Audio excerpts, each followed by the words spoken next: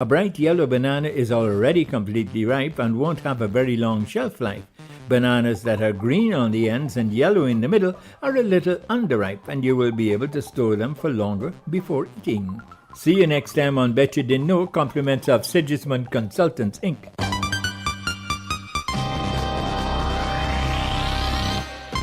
Drink Pepsi Black for max taste, no sugar. Pepsi Black time, 18 hours 1.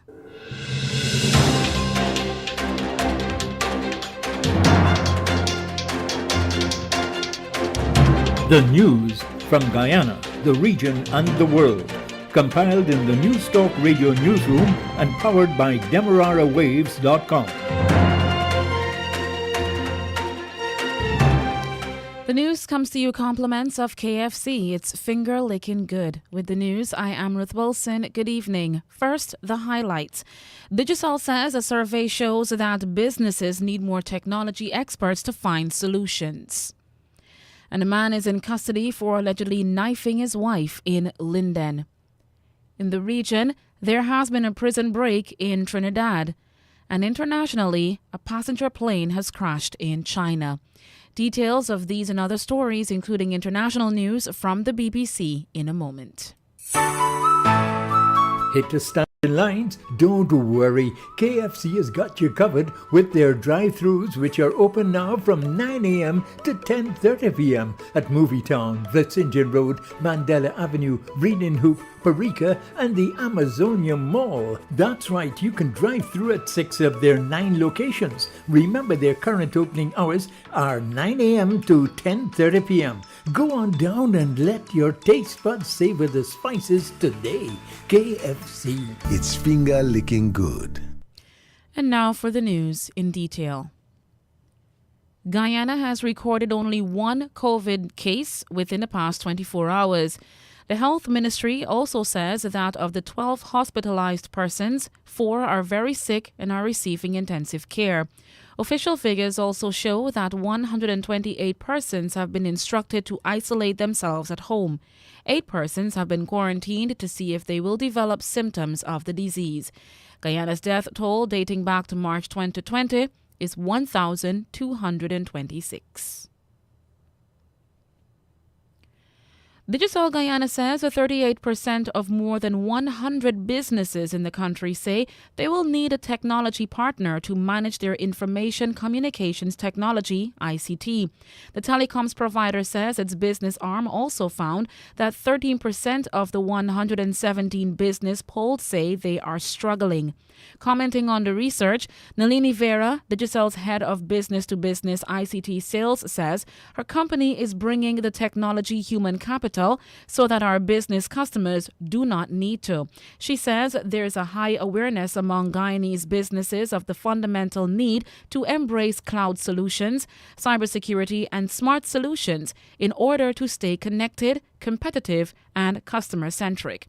Conducted with the top decision makers in 117 businesses in Guyana, 53% of the businesses interviewed had annual turnover in excess of $1 million, with 32% recording over $6 million in annual turnover, and 33% of the companies were multinationals.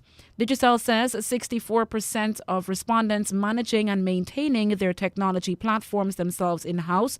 Only 42% of businesses declared themselves confident that they could secure the technology human capital required to continue to manage their ICT platforms themselves and to keep up with the rapid pace of technology advancement and change.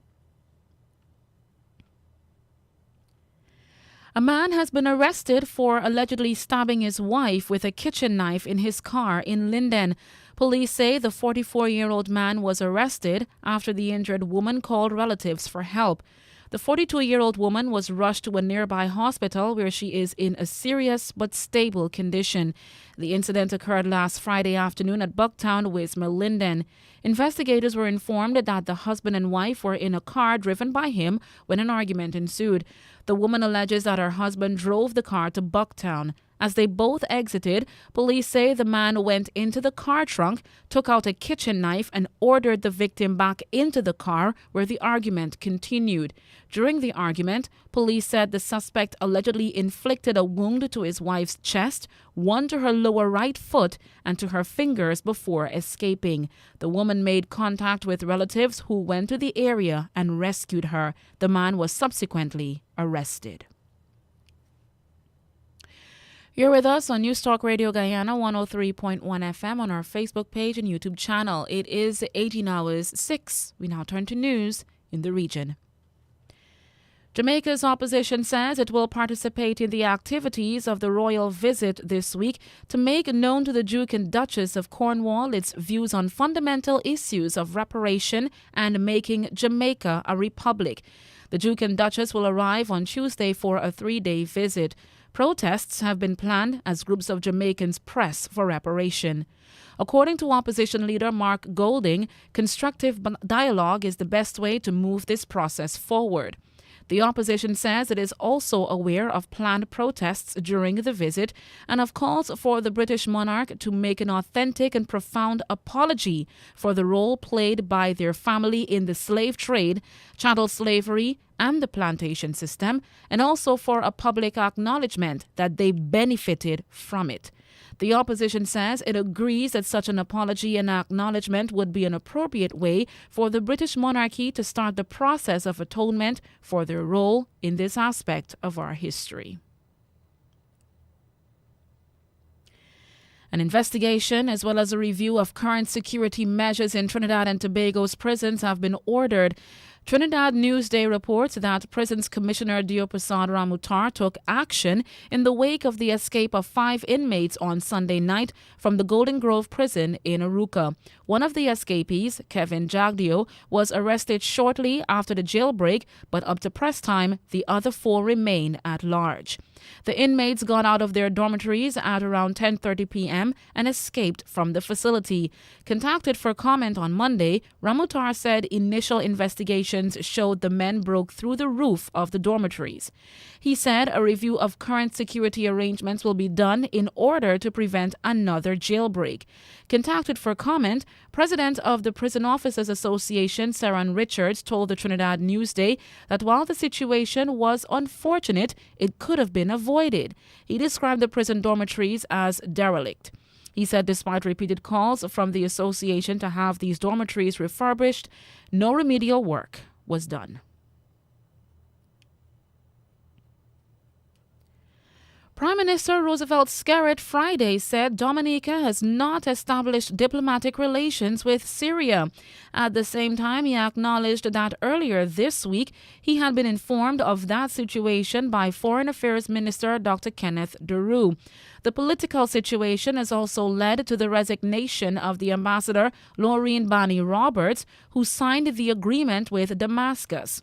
In a radio and television broadcast, Skerritt said he had been informed by Deroux that a signing ceremony had taken place effectively, establishing diplomatic relations between the two countries. Skerritt said that in his response to the minister on Monday, that was bewildered. He said the management of sensitive matters requires due process. He said when this situation was brought to his attention on Monday, he immediately gave instructions for the Banis Roberts Islands ambassador to the United Nations to be summoned to an urgent in-person meeting in his office on Thursday last. He said the meeting lasted 2 hours and examined the circumstances that would have led to the signing of the diplomatic agreement. He said regarding the diplomatic relations with Syria, the foreign minister had reported that in March of 2021, Syria, through its embassy in Cuba, wrote the Ministry of Foreign Affairs expressing interest in establishing diplomatic relations with Dominica. He said that the diplomat was permitted to explain her reasoning for the signing of the agreement at the meeting, and at the end of the session, it was apparent and indeed evident that there was a clear lapse of judgment on the part of the ambassador to have proceeded with the signing of such documents without consultations with the ministry and the Minister of Foreign Affairs. At 18 hours 10, we now turn to international news from the BBC. This is the BBC News with Fiona MacDonald. Ukraine's President Volodymyr Zelensky has said his country will never bow to ultimatums from Russia to surrender its biggest cities. Kiev refused an offer of what Moscow termed safe passage for those in Mariupol if they laid down their arms. Local commanders said the death toll in Mariupol now exceeded 3,000. Some of its people have managed to escape to cities, including Dnipro. The BBC's Wira Davis is there. The city of Mariupol is in ruins, with barely a building left unscathed by Russian shelling. But a Russian-imposed deadline for Mariupol's defenders to surrender was ignored, so the shelling continued. Some residents remain in makeshift shelters. Others fled north to cities including Dnipro, where there is help awaiting. Some of these people will stay in Dnipro. For others, it's the start of a long journey. As they escaped Mariupol, some were told by Russian soldiers to keep going, as this city too would soon be under attack. Russia summoned the US ambassador to protest about statements by President Biden, who recently labelled President Putin a war criminal over the conflict in Ukraine. Russia's foreign ministry said recent statements were unworthy of a statesman and pushed Russian-American relations to breaking point. The State Department spokesman Ned Price said Moscow was in no position to criticise Washington. It's awfully rich to hear a country speak about quote-unquote inappropriate comments when that same country is engaged in mass slaughter, including strikes and attacks that have resulted in civilian lives, an invasion of 100+ thousand forces against a largely civilian population. A report in a Russian newspaper has indicated that almost 10,000 Russian servicemen have been killed since the start of the invasion. On Sunday, an article on the website of the popular daily Komsomolskaya Pravda quoted the Russian Defense Ministry as saying that 9,801 Russian troops had been killed in Ukraine. The figures were later removed.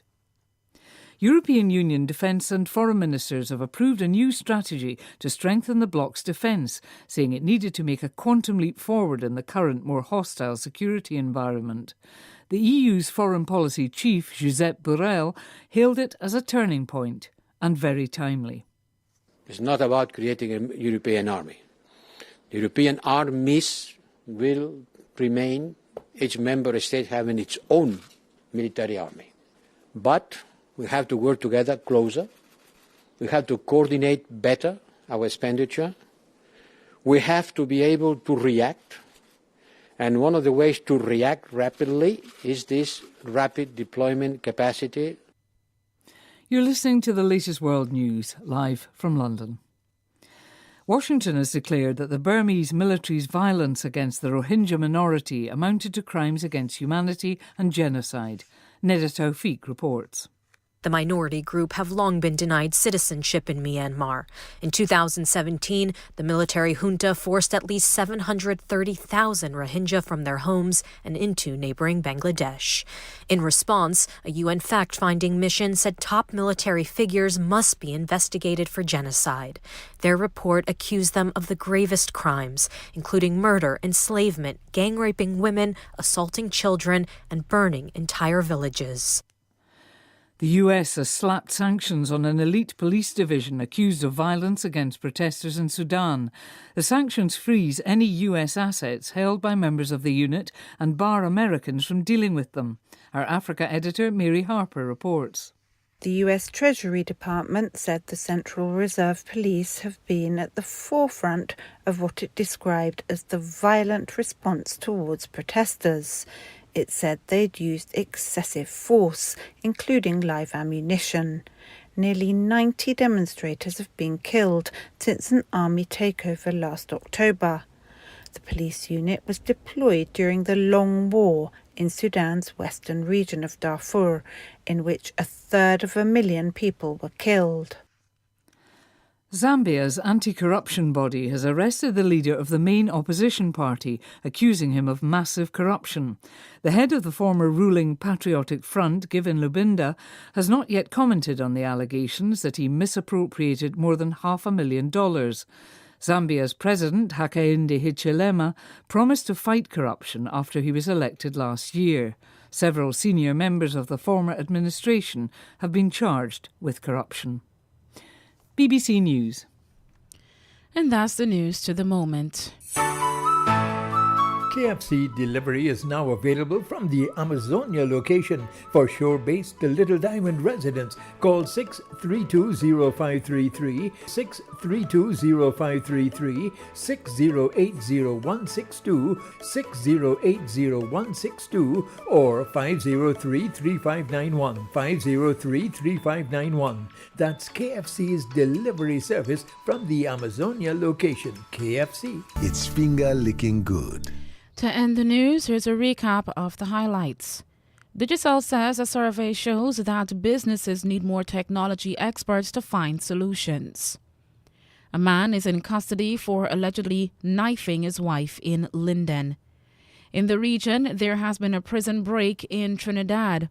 And internationally, a passenger plane has crashed in China. The news came to you compliments of KFC. It's finger-licking good.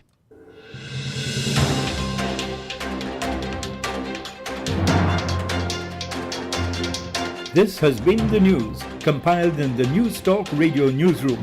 For ongoing updates, visit demerarawaves.com, and you can check facebook.com/demwaves and twitter.com/demwaves.